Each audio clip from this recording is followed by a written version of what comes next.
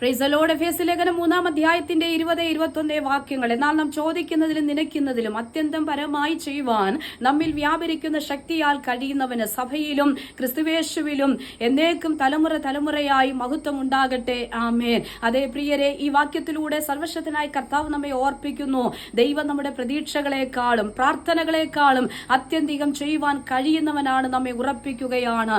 അതേ, നാം പ്രതീക്ഷിക്കുന്നതിലും വലിയ കാര്യങ്ങൾ ദൈവം നമ്മുടെ ജീവിതത്തിൽ ചെയ്യും. നമ്മുടെ ഒരു പ്രാർത്ഥനയും ദൈവത്തിന് ചെറുതല്ല.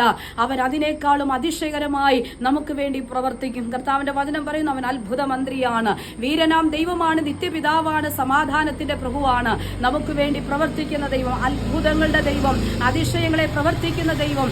ഇതാ കർത്താവ് നമ്മുടെ ജീവിതത്തിൽ വലിയവ ചെയ്യും. 5 അപ്പവും 2 മീനും കരങ്ങളെടുത്ത് വാഴ്ത്തി അതേ ഇരട്ടി വർദ്ധിപ്പിച്ച് 5000ങ്ങളെ പോഷിപ്പിച്ച കർത്താവ് കരത്തിലെ പരിമിതികളെ അതേ വിശാലതയുടെ അനുഭവത്തിലേക്ക് കൊണ്ടുവന്ന് ഏറ്റവും അധികമായി തൃപ്തി വരത്തക്ക നിലകളിൽ ദൈവം പ്രവർത്തിച്ചുവെങ്കിൽ നമ്മുടെ ജീവിതത്തിന്റെ പരിമിതികൾക്കകത്ത് അതിനേക്കാൾ അപ്പുറമായി പ്രവർത്തിക്കുന്ന, നമ്മുടെ ബുദ്ധിക്ക് അതീതമായി പ്രവർത്തിക്കുന്ന സർവശക്തനായ ദൈവം നമ്മോട് കൂടെയുണ്ട്. അതുകൊണ്ട് നീ ഭാരപ്പെടുന്ന നിങ്ങളുടെ വിഷയത്തിനകത്ത്, പ്രയാസപ്പെടുന്ന നിങ്ങളുടെ വിഷയങ്ങൾക്കകത്ത്, പരിമിതികളിലും ചിന്തിച്ച് ഭാരത്തോടെ ഇരിക്കുന്ന നിങ്ങളുടെ വിഷയങ്ങൾക്കകത്ത് കരത്തിലെ പരിമിതികളെക്കാൾ ഉപരിയായി ജീവിതത്തിന്റെ തൃപ്തി വരത്തക്ക നിലകളിൽ നിങ്ങൾക്ക് വേണ്ടി പ്രവർത്തിക്കുന്ന ഒരു ദൈവമുണ്ട്.